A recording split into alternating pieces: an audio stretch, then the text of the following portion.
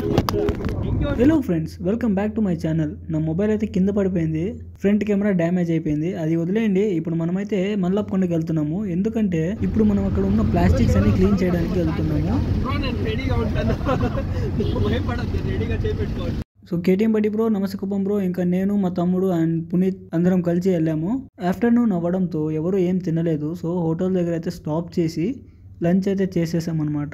So lunch అయిన తర్వాత మనం అయితే మళ్ళీ రీస్టార్ట్ అయితే అయిపోయాము. సో కేటీఎం బడ్డీ బ్రో అయితే ఎక్సలెంట్ గా డ్రైవ్ చేశాడు. డ్రైవింగ్ రాదు అంటున్నాడు, బట్ ఎక్సలెంట్ గా డ్రైవ్ చేశాడు. ఇంకా శివ బ్రో అయితే తను కూడా వ్లాగ్స్ అనేది చేస్తున్నాడు. మేమైతే మల్లప్పకొండ ఎంట్రన్స్ కి అయితే వచ్చేసాము. ఇక్కడైతే మన కోసం వాళ్ళు వెయిట్ చేస్తున్నారు. యాక్చువల్లీ వాళ్ళు మనతో పాటే వచ్చారు, కానీ కాకపోతే బైక్ లో వచ్చేసారు వాళ్ళు.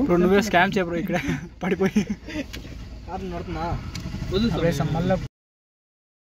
సో కింద నుండి పైన మల్లప్పకొండ దగ్గరికి వెళ్దామనేసి వెళ్తున్నాము.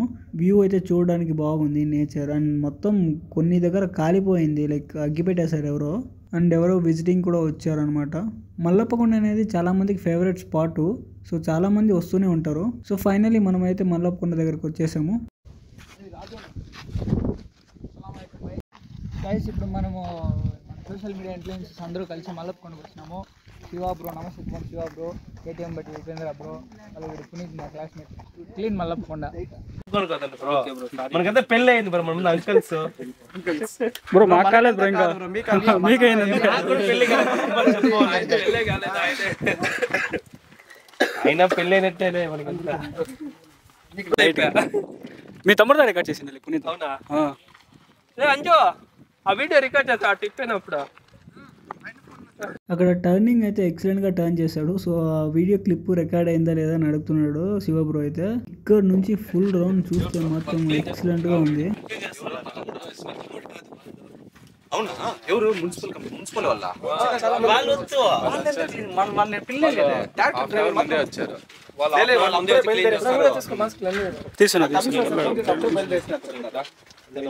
రండి మల్లప్పకొండ, క్లీన్ మల్లప్పకొండ.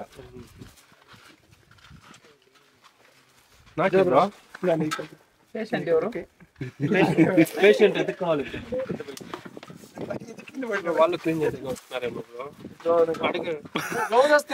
ఎప్పుడు చూసినా అంటించేస్తారు కదా, అది ఎట్లా?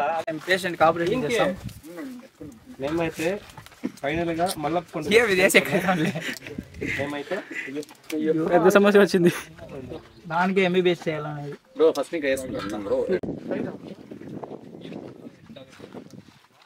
ఒక్కసారి ఈ వ్యూని చూడండి, అబ్బా ఏ ముందిరా అనిపిస్తుంది కదా. సో మధ్యన అక్కడ ఫైర్ పెట్టేశారు ఎవరో, అది కాస్త ఇబ్బందిగా ఉంది.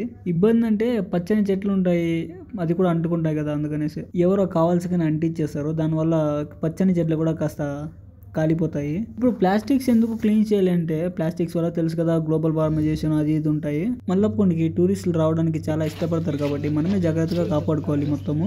సో కాస్త అయితే క్లీన్ చేసాము. తర్వాత మధ్యలో బ్రేక్, అంటే తినడానికి బ్రేక్. తినడం అంటే బేల్పూరి తింటున్నారు. సో ఈ బేల్పూరి కూడా డబ్బులు తనైతే తీసుకోలేదన్నమాట అక్కడ అమ్ముతున్న వ్యక్తి.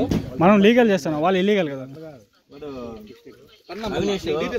ఇది ముస్లిమ్స్, నువ్వు పాకిస్తాన్ ముస్లిమ్స్, వాడు పాకిస్తాన్ ముస్లిమ్స్ అయితే ఎందుకు మన హిందూ జనరేషన్ వస్తాడు? నాకు కోపం వచ్చింది వచ్చి. ఆయన చాలా మంచోడు.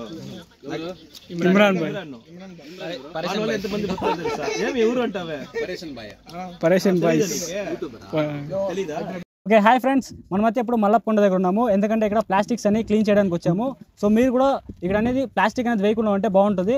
అండ్ మల్లప్పకొండని ప్లాస్టిక్ ఫ్రీ జోన్గా చేయడం.